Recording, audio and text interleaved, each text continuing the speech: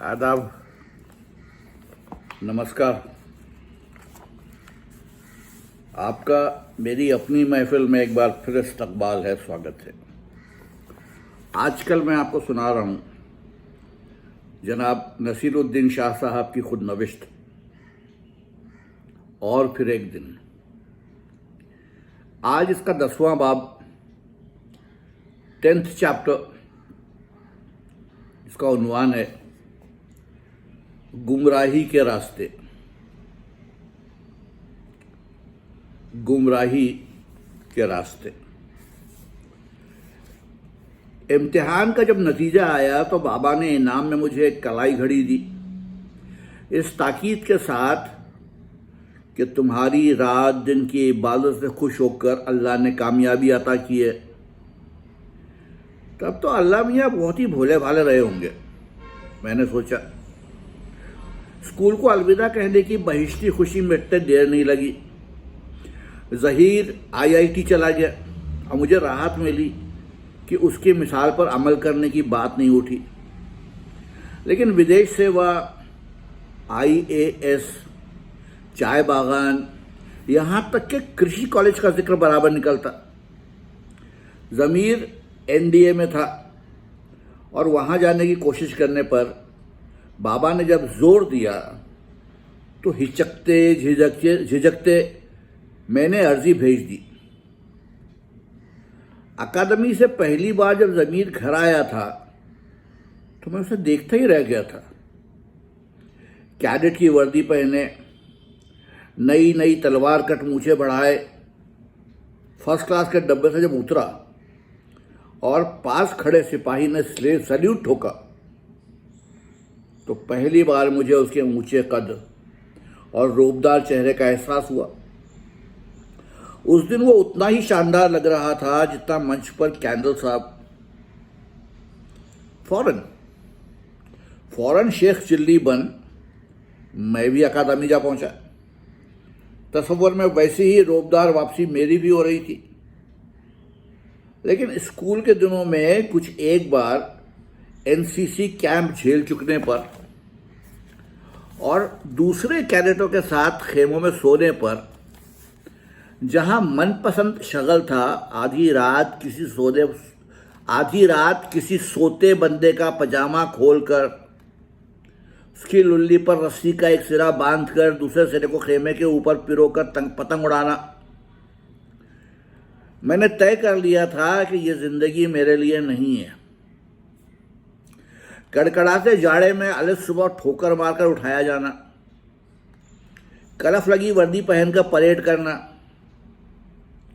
फिर तामचीनी का मग्गा और प्लेट लेकर लाइन में खड़े होना, धोने और पीने के लिए एक ही मग्गा,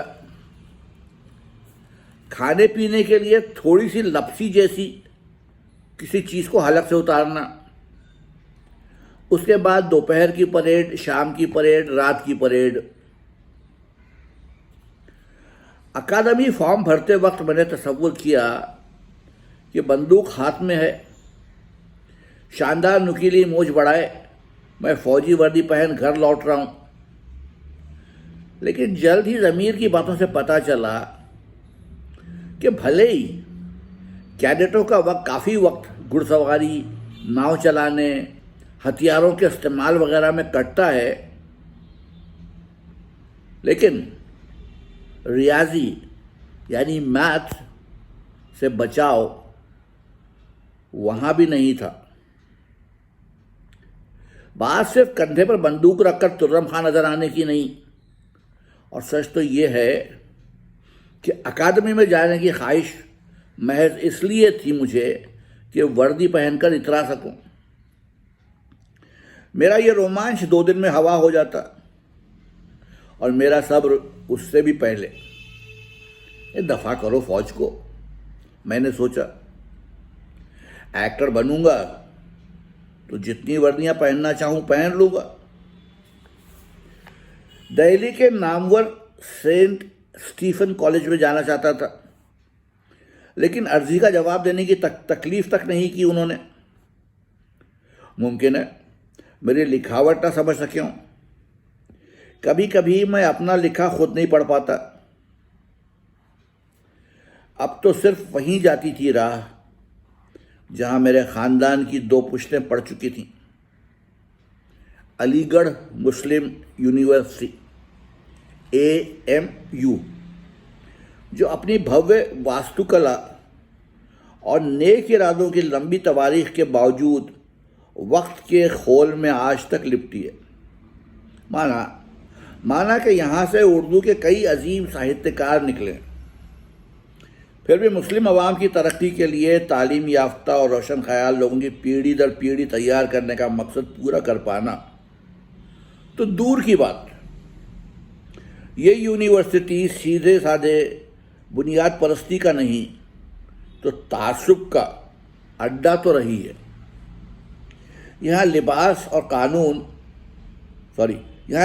कानून कायदों की आज भी सख्त हिदायतें हैं, मगर तमीज़ और शराफत की बिल्कुल नहीं। अलावा इसके अलीगढ़ में ग्रेजुएशन तक लड़के लड़कियां अलग अलग पढ़ते हैं, इसलिए भी वहां जाने को मेरा जी नहीं चाह रहा था। मैंने एक बार फिर बाबा को मनाने की कोशिश की कि विज्ञान से पीछा छुड़ाकर मुझे साहित्य पढ़ने दिया जाए, पर वह मुझे आगाह करने लगे कि डॉक्टर बनकर मुझे अपनी उल्टी खोपड़ी काबू में रखनी होगी। लिहाजा अपने आप को यह तसल्ली देकर के सफ़ेद कोट पहने, स्टेथोस्कोप लगाए, अस्पताल के गलियारे में बेहद गफलत भरे अंदाज से चलते अपने शागिर्दों को तीखी ज़बान में हिदायतें देते हुए मैं वहाँ भी छा जाऊँगा। मैंने विज्ञान के लिए अर्जी दी, पर मेरे 52% ने मुझे हैसियत बता दी। सुना था कि अलीगढ़ यूनिवर्सिटी में किसी को भी दाखिला मिल जाता है। आजिज़ आकर बाला मुझे अपने साथ मेरठ वापस ले आए, जहाँ एक फूफीजाद भाई बारसूख वकील थे। उनकी मदद से मुझे नानक चंद कॉलेज NAS में ले लिया गया। वहाँ हॉस्टल नहीं था, इसलिए बाबा ने अपने चचा मासूम अली शाह के साथ मुझे रख छोड़ा, उनके बंगले मासूम विला में। बाबा की तरह वो भी रिटायर्ड डिप्टी कलेक्टर थे और डिप्टी साहब कहलाते थे। हमारे लिए दादा डिप्टी थे। उनके इंतकाल के बाद सरधना में डिप्टी साहब का लक़ब बाबा को मिला। मुझे पोर्च के पास एक खाली कमरा दिया गया, जिसके लिए अगर मुझे सही सही याद है तो किराया वसूल हुआ। उसे रहने लायक बनाना मेरा जिम्मा था। मुझे अकेले रहना था, कोई निगरानी नहीं। वाह हरी किस्मत! इस आज़ादी का मैंने जमकर नाजायज़ फ़ायदा उठाया।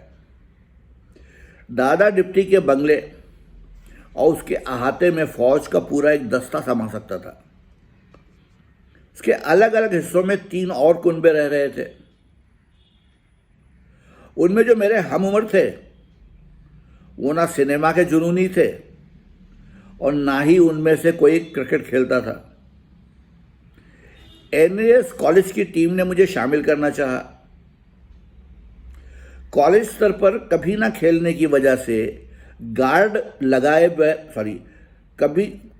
कॉलेज स्तर पर कभी ना खेलने की वजह से गार्ड लगाए बिना बैटिंग करने चला गया। चोट खाई वहाँ जहाँ नहीं खानी चाहिए, और उसके बाद कई साल तक मैं क्रिकेट से दूर रहा, लेकिन सिर्फ बैटिंग की, उस शिकस्त के कारण नहीं। NAS के दिन नहायत बोरियत के थे, सिवाय इसके कि मोहल्ले के एक दादा से हुई झड़प के बाद कोई आधे दर्जन लौंडों ने मेरा हुलिया टाइट कर दिया और हर सुबह साइकिल पर वहाँ जाते जाते पास के रघुनाथ गर्ल्स कॉलेज जा रही लड़कियों पर खूब नज़रें सेकीं। पैलेस सिनेमा मासूम विलास से 4 कदम पर था।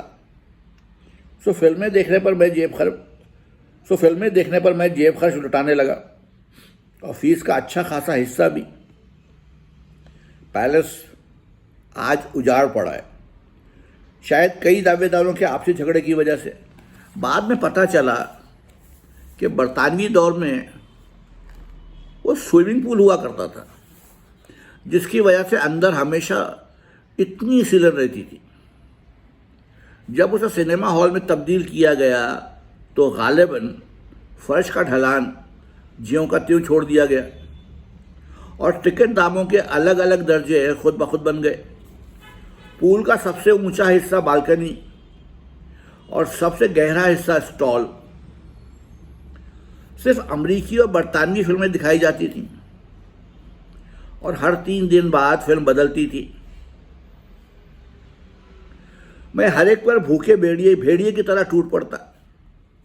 फिल्मों के जरासीम मेरी नस नस में समा चुके थे, फल फूल रहे थे और मेरी पूरी काया को समेटने लगे थे। बंबई जाने का ख्याल मालूम नहीं मुझे कब सूझा, पर एक दिन आया कि जेआर की एक गर्लफ्रेंड है बंबई में, एसएम, जिसके वालिद फिल्मों में छोटे मोटे रोल करते हैं। फिल्मी दुनिया से अनजान मुझे लगा कि फिल्मों से जुड़ा कोई भी शख्स मुझे वहां काम दिला सकता है। किसी भी तरह का काम कर लूंगा, मैं कोई नकचड़ा थोड़ी हूं। अपनी ख्याली फिल्मों के पोस्टर बनाने से जब मुझे फुर्सत मिली तो मैंने एसएम से खत किताबत शुरू की। अपनी मंशा उसे बताई और राय पूछी कि क्या मुझे एक्टर बनने बंबई आना चाहिए। मेरी बात का मजाक उड़ाने के बजाय उसने भरोसा दिलाया कि उसके अब्बा मेरे लिए पूरी कोशिश करेंगे। मेरी मेज़बानी तक की पेशकश कर बैठी। उसकी फराख दिली पर यकीन नहीं हो रहा था। फिर भी मैंने कॉलेज की फीस से देहरादून एक्सप्रेस में एक बर्थ रिजर्व कराई। जाने की तारीख महीना भर बाद गाड़ी देहरादून से चलकर मेरठ होती सीधे बंबई जाती थी। मैंने अपनी घड़ी, साइकिल और किताबें बेचने का इरादा कर लिया और साथ में कुछ गर्म कपड़े भी, जिनकी अब क्या ज़रूरत, बंबई में तो कभी सर्दी होती ही नहीं। मेरे बाएं कंधे पर सवार फिल्मी भूत ने यकीन दिलाया कि कुल रकम लगभग 500 रुपये बंबई जाने, जमकर खाने पीने और ऑटोग्राफ देने से पहले कुछ दिनों तक काम चलाने के लिए काफ़ी होगी। निकल पड़ो। दाएं कंधे पर बैठा फरिश्ता खामोश रहा। किस्मत कह लगा रही थी। एक तुर्श लेकिन बेशकीमती तजुर्बा पर्दे के पीछे छुपा बैठा था। पूरे 36 घंटे के सफर के बाद गाड़ी सुबह 5 बजे जब बॉम्बे सेंट्रल पहुंची तो वो नेक दिल स्टेशन पर मौजूद थी, अपने भाई और चचेरे भाई यूसुफ के साथ। शायद ये भी उम्मीद थी मुझे कि लंबी चमकती गाड़ी बाहर खड़ी होगी उनके महल तक ले जाने के लिए। तमाम फिल्मी कलाकार बेहद ठाट बाट की जिंदगी गुजारते ही होंगे। गाड़ी तो नहीं थी, पर ईरानी रेस्तरां में चाय और कीमा पाव जरूर खिलाया गया, जो मेरे लिए बंबई के चटोरेपन का पहला नमूना था। हम लोकल ट्रेन से बांद्रा पहुंचे, जहां वो रहती थी। बांद्रा स्टेशन से टैक्सी में सफर के दौरान मैं तब तक गर्दन ताने रहा जब तक महबूब स्टूडियो पूरी तरह नजरों से ओझल नहीं हो गया। सपने बड़ी तेज रफ्तार से सच होते जा रहे थे। माउंट मेरी की चढ़ाई से अरब सागर पहली बार देखने के बाद एक बंगले के दालान में हम उतरे, जो मामूली तो नहीं लेकिन मासूम विला से छोटा था। बताया गया कि मैं यहाँ रहूँगा। अपने शानदार घर में मुझे ठहराने का शुक्रिया अदा करने के लिए मेरा मुंह खुला ही था कि एक अधेड़ उम्र खातून बाहर आई, एसएम की मुमानी और घर की मालकिन, ये कहकर उनका मुझसे तारुफ कराया गया। मुझे किस्मत पर भरोसा नहीं हो रहा था। अगर ये उसकी मुमानी का घर है तो उसका घर कैसा होगा। मुमानी ने मुझे अंदर बुलाया। बाद में पता चला, शक व शुबा के साथ जो पूरी तरह सही साबित हुए, वो सब ये माने बैठे थे कि मैं बस कुछ दिन के लिए आया हूँ। मुमानी को भी यही समझाया गया कि हफ्ता 10 दिन बस। एसएम को जब मैंने बताया कि मेरा वापस जाने का इरादा है ही नहीं, उसने पलक तक नहीं झपकी। सिर्फ मशवरा दिया कि समुद्र के किनारे जरा टहल आऊं। टहल कर और तय करने के बाद कि किसी रोज मैं माउंट मेरी पर कौन सा बंगला खरीदूंगा, मैं जब लौटा तो उसका पूरा खानदान मौजूद था और बहस में मुब्तला। मेरे बारे में सबकी फिक्रमंद नजरें मेरी तरफ घूमी। मेरे इरादों की कमी का अब तक सबको पता चल चुका था। उसके अब्बा ने बाख्तियार नजरों से मुझे घूरा और फरमान सुनाया कि 16 बरस की उम्र में मुझे ना बच्चों के किरदार मिल सकते हैं ना बड़ों के। मैंने जरा ताव में आकर दोस्ती फिल्म का हवाला दिया, जो 2-1 साल पहले बहुत कामयाब हुई थी। उसमें मेरी उम्र के 2 लड़के थे। अब्बा जी जवाब में जो बड़बड़ाए, उसने मुझे मसूर की दाल जैसा कुछ सुनाई दिया। मुझे लगा खाने की बात हो रही है। फिर उन्होंने वादा किया कि जो फिल्म वो खुद बना रहे हैं उसमें मुझे ज़रूर लेंगे, पर अभी वक्त लगेगा। इस बीच मुझे घर वापस चले जाना चाहिए। उनकी तरफ से बात ख़त्म हो गई, लेकिन पलटकर मैंने जिस गुरूर से कहा कि मैं कहीं जाने वाला नहीं, उसे याद करके आज भी बड़ा मलाल होता है। एक गहरी सांस लेकर वो चुप हो गए। इस पूरी बातचीत में एसएम कुछ भी नहीं बोली। तकरीबन 1 माह जो मैं उस घर में रहा, उसने एक बार घुमा फिरा कर भी इस उलझन का जिक्र नहीं किया जो मैंने उसके लिए पैदा की थी। अपने आप को उसके परिवार पर लाद कर, अपने खाने पीने का बोझ और अपनी जिम्मेदारी उन पर डालकर, उसका मैं ताउम्र शुक्रगुजार रहूँगा कि एक बार भी उसने इशारा तक नहीं किया कि अब मेरे लिए सड़क नापने का वक्त आ गया है। और सपनों के धुंधलके में मेरे दिमाग को अकल की बात कहाँ सूझती। 1 माह में मुमानी जान के सब्र का बांध टूट गया और घर ढाए जाने की कहानी गढ़कर उसे कहा गया, मेहरबानी करके कोई और ठिकाना ढूंढ लो। लिंकिंग रोड पर बेरोजगार अभिनेताओं की एक पनाहगाह थी, पामपोश रेस्तरां, जहां हजारों सपने जन्मे और उतनी ही उम्मीदें फना हुई। कामयाब सितारे अपनी गाड़ियों में फर से गुजरते नजर आ जाते थे और कामयाबी की उम्मीद में वो थे जो फुटपाथ पर बने ठने फिरते या पानी कम के प्यालों में अपनी जिंदगियों का हिसाब जोड़ते रहते। अब मैं उस भीड़ में शामिल था। मेरी जेब ने तो कब का ठेंगा दिखा दिया था, लेकिन एसएम बिलानागा मेरी बुनियादी ज़रूरतें पूरी करती रही। अजनबियों की मेहरबानी से पामपोश में कभी कभी एक कप चाय का जुगाड़ हो जाता। खाना एसएम के घर, जो कि लिंकिंग रोड पर ही था। पहली दफ़ा वहाँ जाने पर समझा कि वहाँ ठहरने की दावत क्यों नहीं दी गई थी।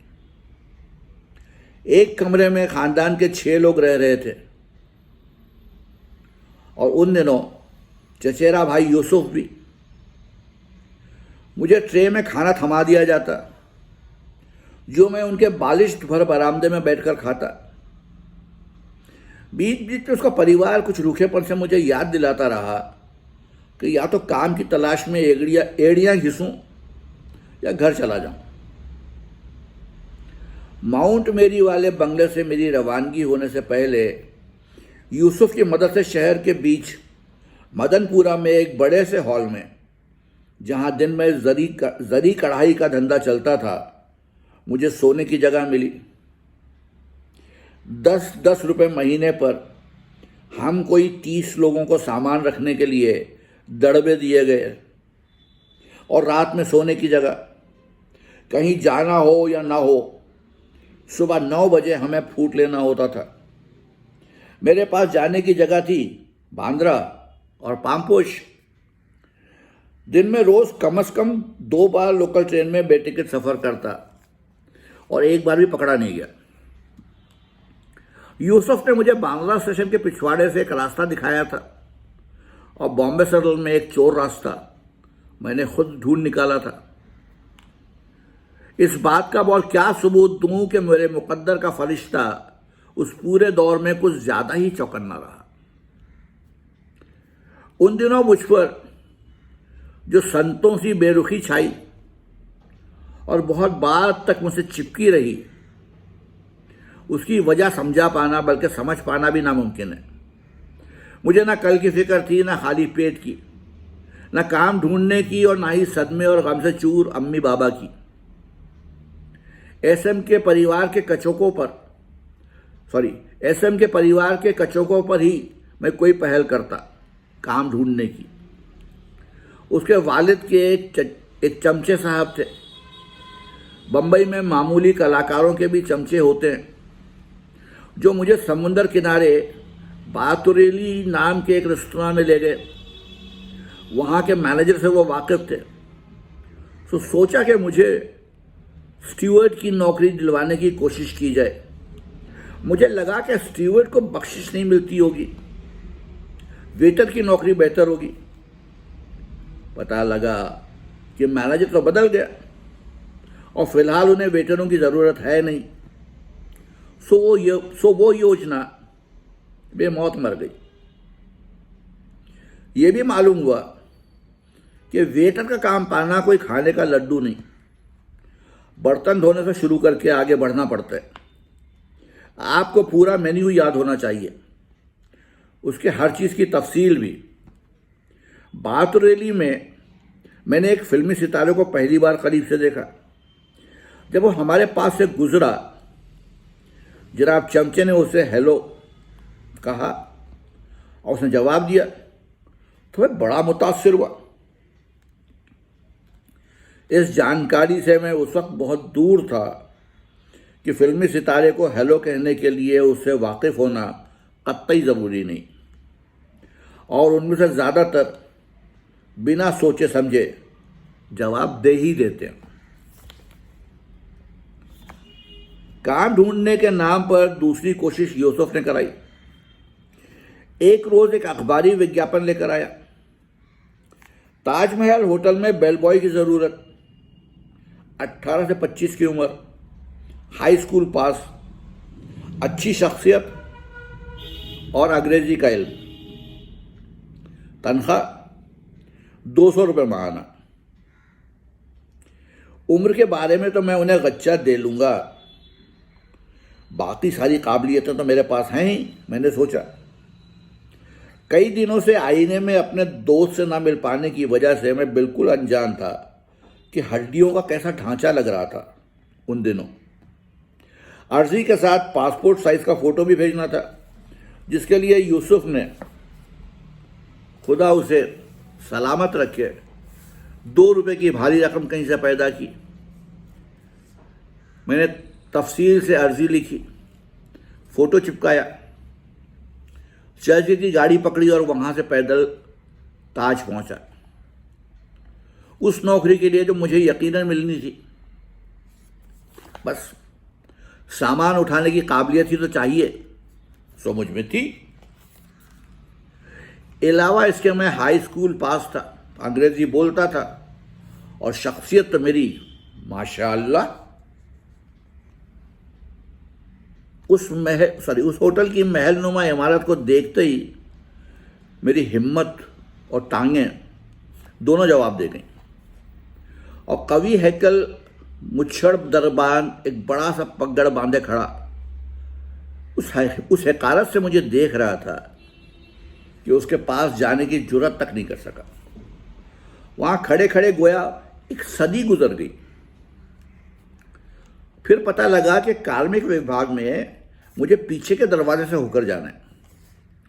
वहां जाकर मैंने एक डेस्क पर बैठे कुछ हैरान परेशान बंदे को अपनी अर्जी दी, इस यकीन के साथ कि बेल बॉय की नन्ही सी टोपी और वर्दी पहने मैं बेवकूफ तो नहीं लगूंगा। आखिर जेरी लुइस ने भी तो। और फिर 200 तनख्वाह, भरा पेट, करोड़पतियों से बख्शिश और लाजमी तौर पर एक रोज किसी पारखी फिल्मसाज की नजर मुझे पड़नी ही थी। मुझे कभी पता नहीं चल पाया कि उस काम में मेरी कितनी काबिलियत थी। जब तक मेरी अर्जी का जवाब आता और मेरा मन कहता है कि आया ही नहीं, तब तक बंबई शहर में मेरा निवास खत्म हो चुका था। और यूं ताजमहल होटल को दुनिया का सबसे बेहतरीन बेल बॉय कभी ना मिल सका। इस वाकये के कुछ महीने बाद जब मुझे मजबूरन घर वापस जाना पड़ा तो अम्मी अक्सर पूछती कि क्या कभी मुझे उनकी याद नहीं आई। मैं सीधा जवाब देने से बचता और सिर्फ अपने कारनामे बयान करता जो तब तक खून पसीने की दास्तान बन चुके थे। उनका दिल टूट जाता अगर मैं सच कह देता कि मुझे एक पल भी घर याद नहीं आया। बंबई में मैंने अपने आप को बेघर या बेसहारा कभी नहीं समझा। अगर कभी बस स्टॉप या पार्क में सोना पड़ता तो भी तकलीफ ना होती। इस शहर से न मैंने कभी खौफ खाया, न इसमें अकेलेपन या फिक्रमंदी का एहसास हुआ। बंबई हूबहू वैसा ही था जैसा मैंने तसव्वुर किया था। इस शहर से फौरन रिश्ता जुड़ गया मेरा। भटकते हुए एक बार भी ख्याल नहीं आया कि मेरा क्या हशर हो सकता है। मखमूम अम्मी बाबा की एक बार भी याद ना आई। मुझे लगा उनसे हमेशा के लिए नाता टूट चुका है। एक शाम पामपोश के बाहर मटर गश्ती करते यूसुफ ने मुझे एक शख्स से मिलवाया जिसके भड़कीले कपड़े और हाव भाव चिल्ला चिल्ला कर फिल्मी दलाल होने का ऐलान कर रहे थे। उसने मेरी तरफ सरसरी सी नजर डाली और जैसे करो या मरो मिशन पर भेजे जा रहे जासूसी कुत्तों से मुखातिब हो, उसने हम में से कोई 1 दर्जन को छांटा और दबी दबी आवाज में अगले रोज 7 बजे सवेरे नटराज स्टूडियो पर पहुंचने की हिदायत दी। हम में से हर एक को दिन के 7.5 रुपये मिलने वाले थे। एक्स्ट्रा कलाकारों का रेट तो 15 रुपये रोजाना था, पर हम एक्स्ट्रा यूनियन के थे नहीं, तो दलाल आधा दबाया जा रहा था। इससे बेखबर 7.5 रुपये के ख्याल ने मुझे 7.5वें आसमान पर पहुंचा दिया। उस वक्त दरअसल हो क्या रहा था यह समझने के लिए मुझे 21 बरस फिल्मी दुनिया की आंतों से गुजरना पड़ा। फिल्म पूरी होने वाली थी, बजट खत्म हो रहा था, कुछ एक शॉट बाकी थे जिनके लिए फौरन सस्ते एक्स्ट्रा कलाकारों की जरूरत थी। बंबई में जूनियर आर्टिस्ट यूनियन हमेशा से खासी दमदार रही है। यूनियन के मेंबरों को मेहनताना ना मिले या उनसे बदसलूकी हो या बाहर के लोगों को लिया जाए तो वो शूटिंग रुकवाने या ना होने देने की भी ताकत रखती है। हम सब निठल्लों को इसलिए इकट्ठा किया जा रहा था कि चुपके से एक दिन की फंसी हुई शूटिंग निपटानी थी। गैर यूनियन होने के नाते हमें गैर यूनियन दर ही मिलने वाले थे। मुझे तो यह आसमान से गिरी नेमत लगी। मैं एक फिल्म में काम करने वाला था।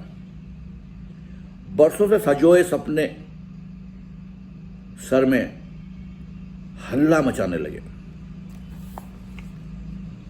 नटराज स्टूडियो में जब गायब हो चुका है, शहर के तकरीबन हर बड़े फिल्मी मुगल का दफ्तर था।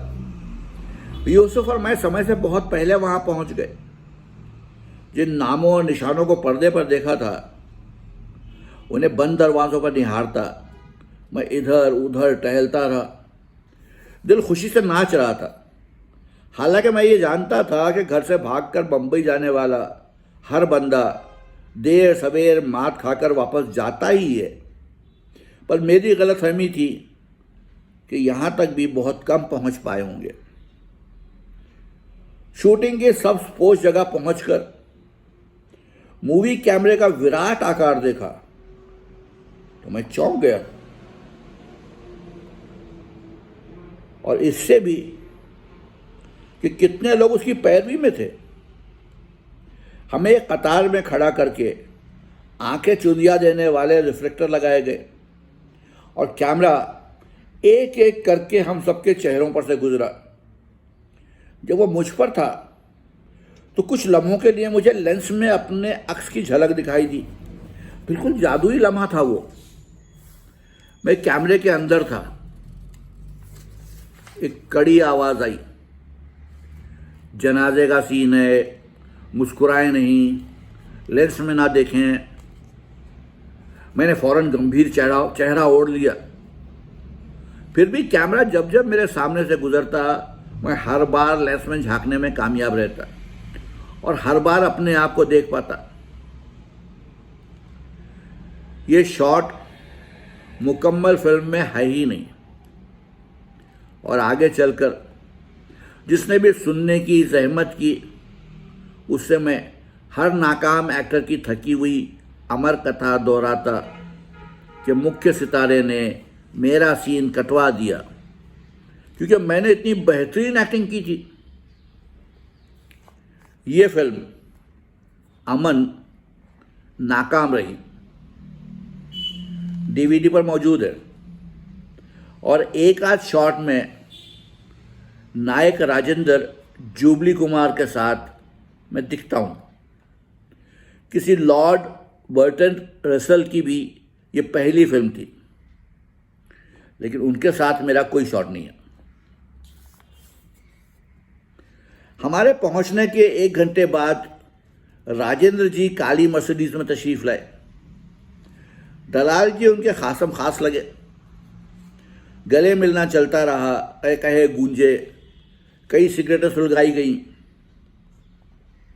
अपने पीले से मेकअप को बखूबी जांचने के बाद कुमार साहब ट्रक पर बिछी फूलों से ढकी अर्थी पर लेट गए।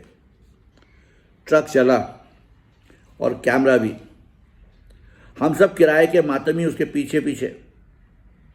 मैं पर्दे पर आने के लिए इतना बेताब था कि किसी तरह पहली कतार में घुसकर अपनी फिल्मी जिंदगी का दूसरा शॉट दिया। लंच के बाद बताया गया कि अगले दिन हमारी जरूरत नहीं, मगर एक आध दिन में शायद। उस शाम यूसुफ और मैंने फॉकलैंड रोड जाकर जश्न मनाया। हैरत हुई कि खेमे में 2 साल पहले जितने पैसे लगे थे, ठीक उतने ही यहां भी लगे। बंबई में तो हर चीज महंगी होनी चाहिए थी। किशनगढ़ में हमें ठगा गया था शायद। उस रात बॉम्बे सेंट्रल पर 2 उबले अंडे खाने के बाद मैं रोजाना की तरह ब्लासेस स्ट्रीट पर चलता हुआ अलेक्जेंड्रा सिनेमा से होकर मदनपुरा में अपने ठिकाने पहुंचा। रास्ते पर कतार में खड़ी टैक्सियों की गिनती कर रोज की तरह जांचता रहा कि उनके दरवाजे बंद है या नहीं। जो बंद न थे उनको बंद करता गया। ये नेक काम करने के बाद मैं जरी खाने के फर्श पर अपनी दरी पर जा लेटा और उस रात बड़ी मीठी नींद सोया। 7 रुपये में से 3 तो एक ही दिन में हवा हो चुके थे और अगले माह का किराया देने का वक्त आ रहा था। पामपोश पर हर वक्त मैं 1-2 दिन में कुछ का वादा करने वाले उस अन्नदाता की तलाश में आंखें गड़ाए बैठा रहा। ये सब के परिवार के खुले इशारे समझकर मैंने उनके घर जाना छोड़ दिया, लेकिन अब अपने भरोसे 1 जून की रोटी भी नहीं जुटा पा रहा था। लेकिन एक दिन वो मेहरबान फिर नजर आया, एक और फिल्म के लिए उसी दर पर। 3 दिन के लिए हमारी जरूरत थी। ये तो दौलत की बारिश हो गई, मैंने सोचा। 22.5 रुपये यानी 2 माह का किराया, ऊपर से सिगरेट के कुछ एक पैकेट।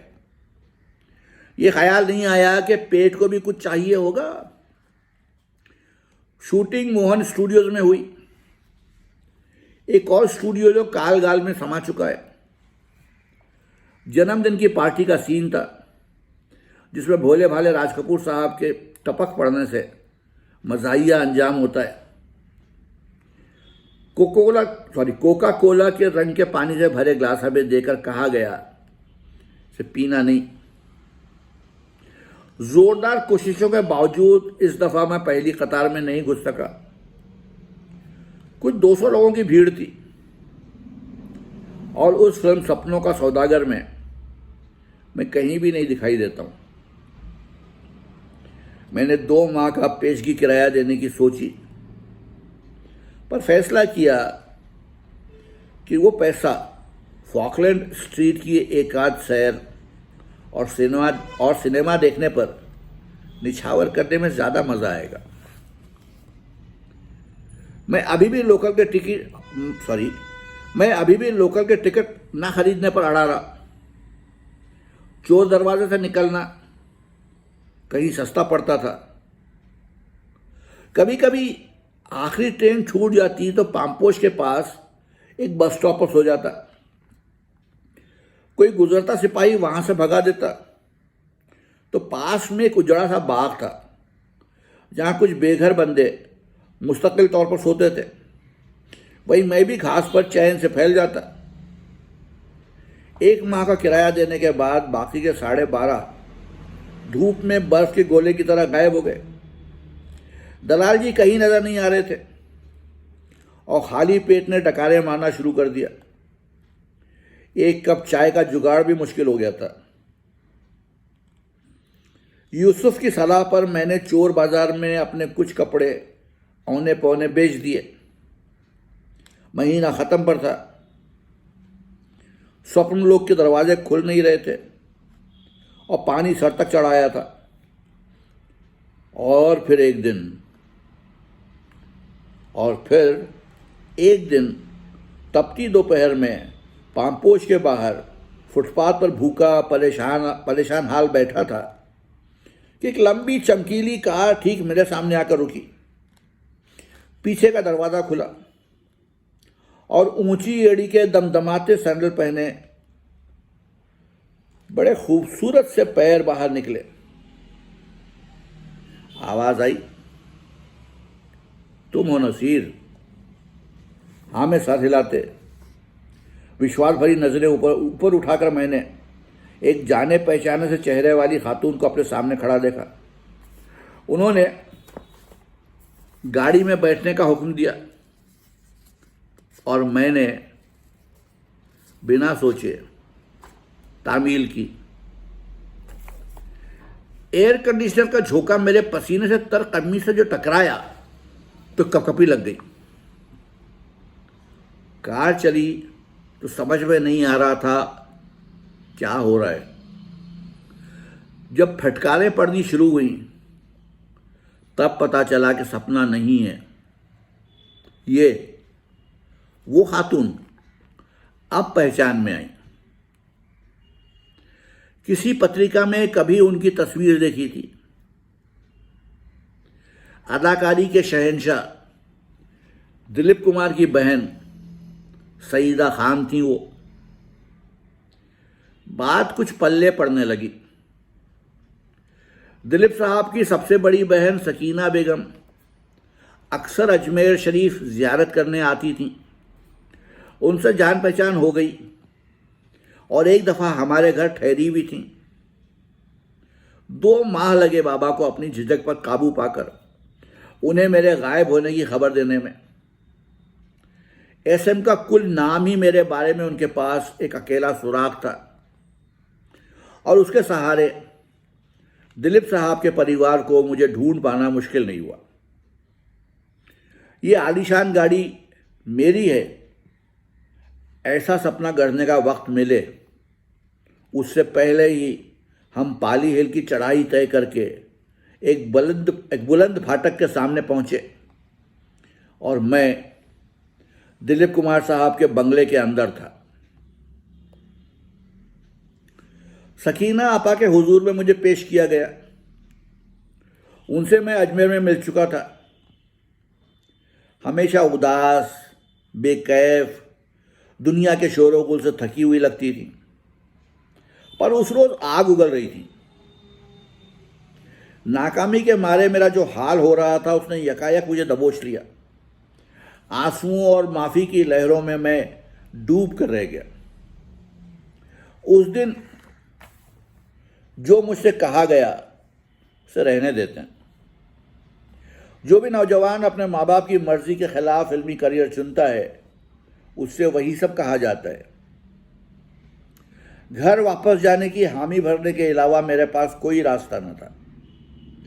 मेरा बाकी बचा सामान मदनपुरा से पाली हिल लाया गया और बंगले के तहखाने में, जो नौकरों की आरामगाह थी, रहने के लिए जगह दी गई। लेकिन भरपेट खाना मिल रहा था और गुस्ल खाने का इस्तेमाल और घर के ज़्यादातर हिस्से में घूमने की आज़ादी। अक्सर मैं ड्राइंग रूम जा पहुंचता, जहां एक कतार में फिल्म फेयर की 6 या 7 ट्रॉफियां सजी थी। एक को मैंने जब उठाने की कोशिश की तो इतनी भारी निकली कि कील जड़ी लगी।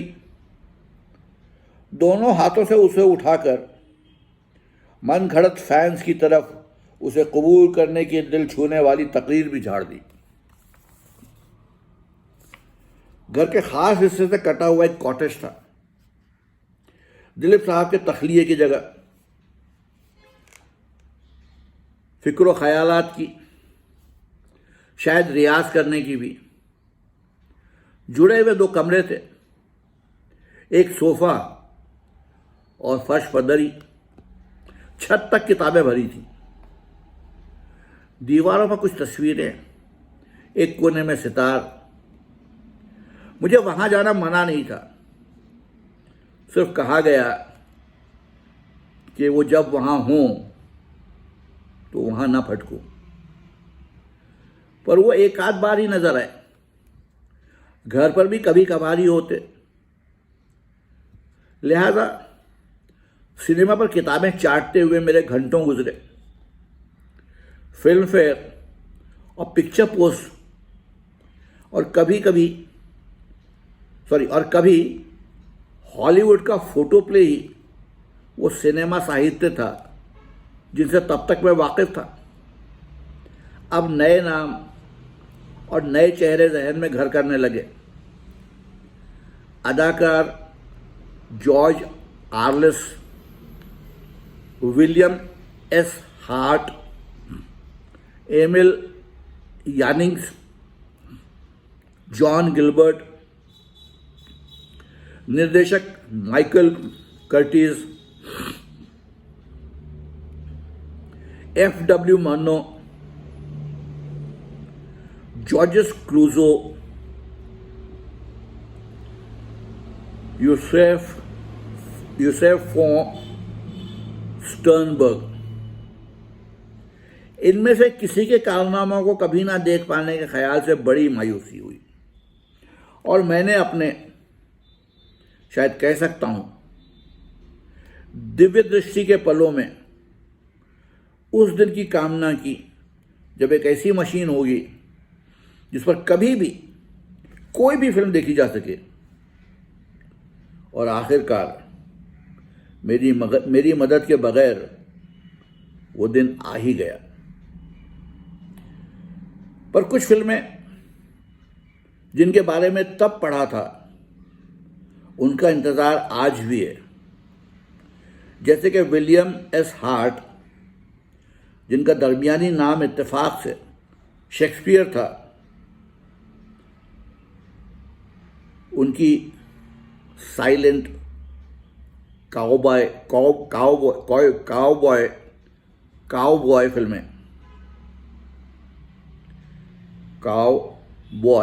फिल्में, रुखसती से पहले दिलीप साहब के उस लुभावने कॉटेज में मैंने अपने बाकी दिन गुजारे और एक दफ़ा तो किबला से मुलाकात भी हुई। मुझे वहाँ देखकर ना उन्हें हैरानी हुई ना मेरे वहाँ होने की वजह पूछी, बल्कि तकाफुल में जो कर रहे थे करते रहे।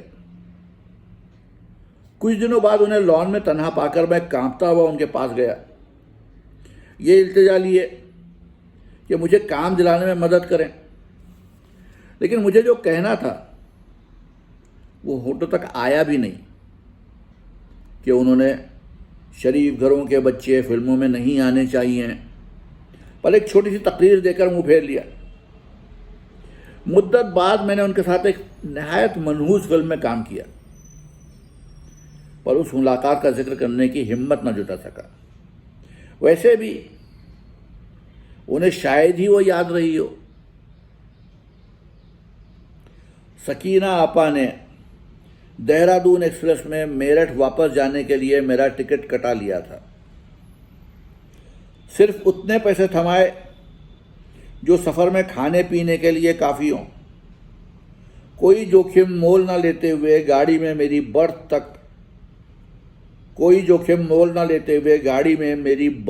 तक एक आदमी ने पहुंचाया। ट्रेन जब चल पड़ी तब मुझे ख्याल आया कि मैं अपने वालिदैन का सामना कैसे करूं। माफ कीजिएगा। ट्रेन जब चल पड़ी तब मुझे ख्याल आया कि मैं अपने वालिदैन का सामना कैसे करूंगा। ये कोई राहत बख्श ख्याल नहीं था, ये कोई राहत बख्श ख्याल नहीं था। तो ये था 10वां बाब। माफ़ी चाहता हूँ, नसीर साहब से मेरी बात हुई थी कि जो चैप्टर बहुत लंबे हैं उन्हें 2 हिस्सों में पढ़ा जाए, लेकिन जब मैं पढ़ रहा था मैं इस चैप्टर में इतना इन्वॉल्व हो गया था कि मुझे मालूम ही नहीं हुआ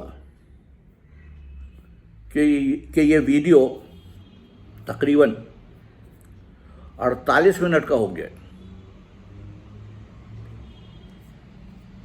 तो आप सबके साथ में माजरत चाहता हूँ अपनी इस गुस्ताखी के लिए। नसीर साहब से भी माफ़ी का खास्तकार हूँ। कल फिर आऊँगा आपको इस खुद नविश्त का